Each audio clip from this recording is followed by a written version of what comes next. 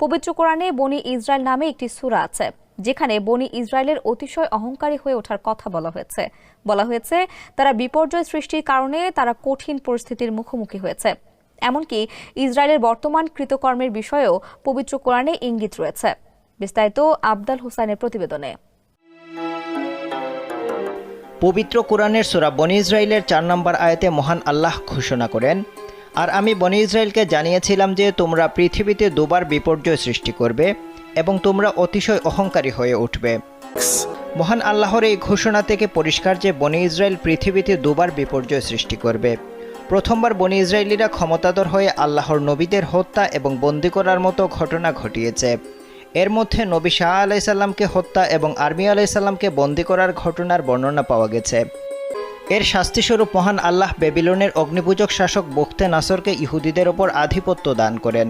খ্রিস্টপূর্ব প্রায় 600 সালে বখতে নাসর নির্বিচারে ইহুদিদের হত্যা করেছিল এবং বহু সংখ্যক ইহুদিকে দাস বানিয়েছিল। আবার কোনো কোনো বর্ণনায় এসেছে বখতে নাসরের পরিবর্তে মহান আল্লাহ জালুদকে ইহুদিদের ওপর আধিপত্য দান করেছিলেন। সেই ইহুদিদের ওপর সীমাহীন জুলুম এবং অত্যাচার করেছিল। এরপর আবারও ঘুরে দাঁড়ায় ইসরায়েলিরা। এ বিষয়ে সূরা বনি ইসরাইলের 6 নম্বর আয়াতে বলা হয়েছে, অতঃপর আমি তাদের বিরুদ্ধে তোমাদের জন্য যুদ্ধের পালা ঘুরিয়ে দিলাম, অর্থাৎ বিজয় দান করলাম। তোমাদের ধন সম্পদ সন্তান সন্ততি দ্বারা সাহায্য করলাম এবং তোমাদের করলাম সংখ্যাগরিষ্ঠ।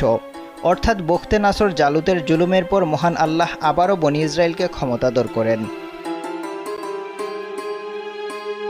এরপর আল্লাহ তাআলা তাদের সতর্ক করে বলেন, তোমরা সৎকর্ম করলে তা নিজেদের জন্য করবে, আর মন্দকর্ম করলে তাও নিজেদের জন্য করবে। আল্লাহর এই সতর্কবার্তার পরও বনি ইসরায়েল দ্বিতীয়বার আবারও ফাসাদ সৃষ্টি করে। ফলস্বরূপ রোমান সম্রাট টিটাসকে আল্লাহ তাদের উপর আধিপত্য দান করেন।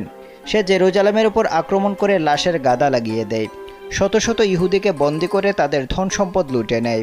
ধর্ম পুস্তিকাগুলোকে পদতলে দলিত করে বাইতুল মুকাদ্দাস ও সুলাইমানি হাইকাল ধ্বংস করে দেয় এবং তাদেরকে চিরদিনের জন্য বাইতুল মুকাদ্দাস থেকে বহিষ্কার করে। এই সর্বনাশ নেমে এসেছিল তাদের উপর তাদের পাপের কারণে। এরপরও আল্লাহ তাআলা বনি ইসরায়েলকে অনুগ্রহ করেন। সূরা বনি ইসরাইলের 8 নম্বর আয়াতে বলা হয়েছে, সম্ভবত তোমাদের প্রতিপালক তোমাদের প্রতি দয়া করবেন, কিন্তু তোমরা যদি পূর্ব আচরণের পুনরাবৃত্তি করো তবে আমিও পুনরাবৃত্তি করব। আর জাহান্নামকে আমি করেছি সত্য প্রত্যাখ্যানকারীদের জন্য কারাগার।